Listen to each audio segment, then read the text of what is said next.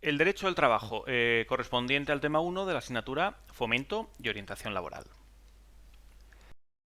Bueno, lo primero que vamos a definir son los fundamentos del derecho laboral, en los cuales también en primer lugar voy a tocar una serie de elementos que son comunes a todas las ramas de derechos, ¿vale? Lo que es la definición de derecho, su separación entre derecho público y derecho privado, y lo que es la separación de poderes, es decir, el organigrama de cómo se genera el derecho. A ver, un momentito, voy a sacar el puntero. Bien. Con respecto al derecho, ¿qué es el derecho? Bueno, el derecho son una serie de normas que lo que tratan es de ordenar la convivencia que se produce entre los seres humanos, entre las personas, con el fin de solventar conflictos, ¿vale? Evitando pues que haya luchas o bueno, que la gente resuelva los conflictos por otra vía que no sea la del derecho, ¿vale? Definimos dos tipos de derecho, principalmente el derecho público, que es el que regula la relación entre el Estado y los individuos, y el derecho privado, que regula la relación entre las personas, ¿vale? El derecho laboral, digamos que sería un derecho que tiene características tanto del derecho público como del derecho privado, ¿vale? Por otro lado, con respecto al derecho, ¿de dónde surge el derecho? Surge principalmente de un elemento que establece la Constitución española, aunque evidentemente viene ya de la época de la Revolución Francesa, que es la separación de poderes. Hay un poder ejecutivo, que es el gobierno, un poder legislativo, que son las Cortes, como el Parlamento, Senado, etcétera, y un poder judicial. El poder legislativo es el cual elabora las normas del derecho, el poder ejecutivo es el que las aplica y el poder judicial es el que, en caso de que haya conflictos, ¿vale?, las soluciona, ¿vale?, a través de sentencias, en las cuales tienen que basarse en hechos probados, tienen que estar fundamentados en derecho, es decir, en las normas que ha aprobado el poder legislativo, y tiene también dentro de lo que es una sentencia, tiene que haber un fallo, una decisión judicial, ¿de acuerdo? El derecho al trabajo, ¿cuándo surge? Bueno, el derecho al trabajo surge sobre todo en el periodo de la Revolución Industrial. Empiezan a surgir las grandes fábricas y las condiciones laborales de los trabajadores pues dejan mucho que desear, ¿vale?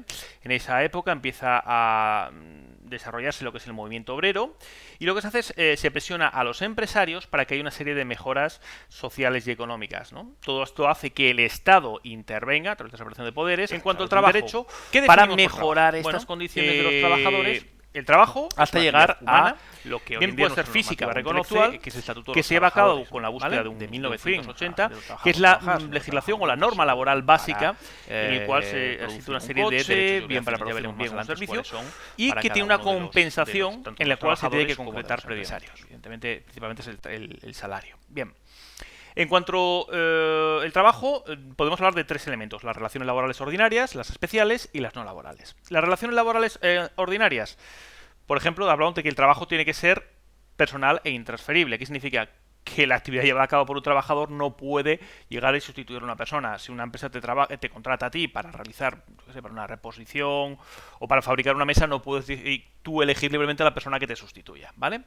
Por cuenta ajena, esto quiere decir que la empresa es la que asume los riesgos del trabajador y este trabaja para ellas. Libertad de decisión. O sea, el trabajador puede en todo momento negarse a realizar un trabajo que no quiere realizar, ¿vale? Evidentemente esto frente a otros procesos productivos como la esclavitud. También hablamos de que es retribuida. Evidentemente hay una recompensa económica de otro tipo que veremos en otros temas más adelante, en el cual tiene que estar fijada y acordada previamente. Y por último, hablamos de que es dependiente, es decir, el trabajador siempre tiene que aceptar las órdenes y las normas de la empresa, ¿vale? Las relaciones laborales especiales. Bueno, las relaciones laborales especiales a lo que nos referimos coinciden con todas las anteriores, con las ordinarias, pero están desarrolladas para determinadas áreas o para determinadas zonas muy específicas, como pueden ser los deportistas, como pueden ser los artistas, etcétera. Y por último, las relaciones no laborales son aquellas en las cuales pues, no se aplica el Estatuto de los Trabajadores, como por ejemplo puede ser el de los funcionarios públicos, ¿vale? ¿Qué es la jerarquía normativa? Bueno, en todo sistema de normas, en todas las normas, hay unas que están por encima de otras, ¿vale? Y las que están al principio tienen prioridad sobre las que están al final, ¿vale?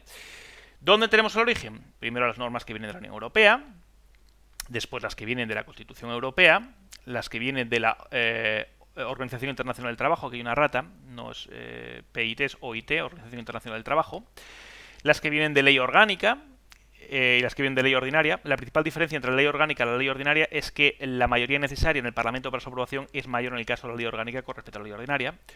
Los reglamentos y normas, los reglamentos, después el convenio colectivo, que ya estudiaremos más adelante lo que es, en el cual puede ser a lo mejor de un área específica de trabajadores, el contrato de trabajo, como veis, está por debajo del convenio colectivo, y por último la costumbre laboral, es decir, el día a día del trabajo en una empresa.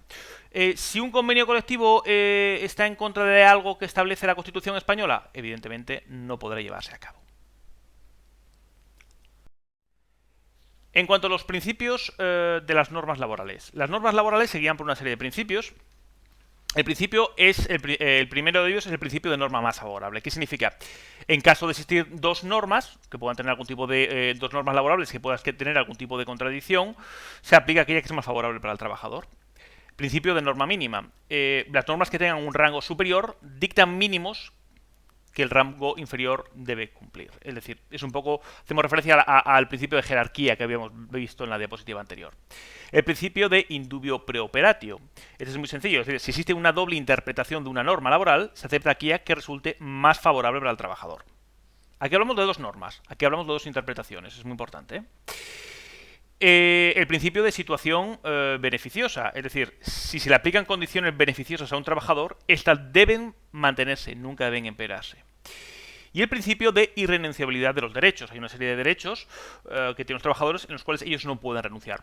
El caso más característico, por ejemplo, las vacaciones. Un trabajador no puede renunciar a las vacaciones. ¿Vale? Organismos de justicia laboral. Vamos, todas esas normas que habíamos hablado de derecho laboral son aplicadas por unos organismos, por unos tribunales, ¿vale? Arriba, en primer lugar, la sala del Tribunal Supremo, que es la más importante, ¿vale? Que es la de mayor rango judicial. Después, la sala de la Audiencia Nacional, que lo que juzga sobre todo son acciones que se llevan a cabo a nivel nacional. Es decir, por ejemplo, una multinacional que tiene varios centros de trabajo en varios sitios de España. Bueno, pues a lo mejor la sala competente es la Audiencia Nacional. Después tenemos lo que es la sala de los tribunales superiores de justicia de las comunidades autónomas, ¿no? Que es la competencia máxima dentro de esa comunidad autónoma, y después la de primera instancia, que es el juzgado de lo social.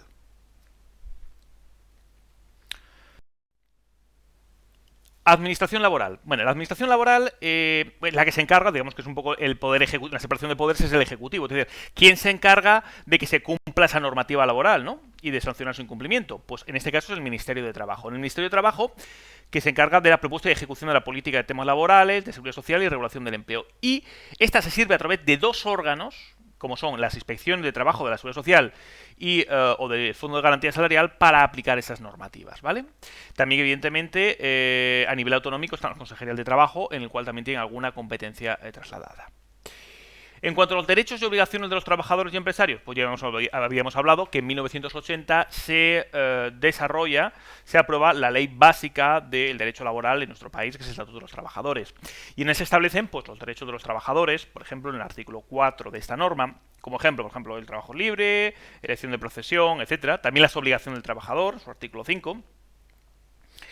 Como uno de ellos, por ejemplo, es el caso de cumplir órdenes, y también los derechos y obligaciones de los empresarios, ¿vale? En los cuales puede ser pues, vigilar y controlar las obligaciones de sus trabajadores, o dentro de las obligaciones facilitar los lugares de reunión e información de los empleados.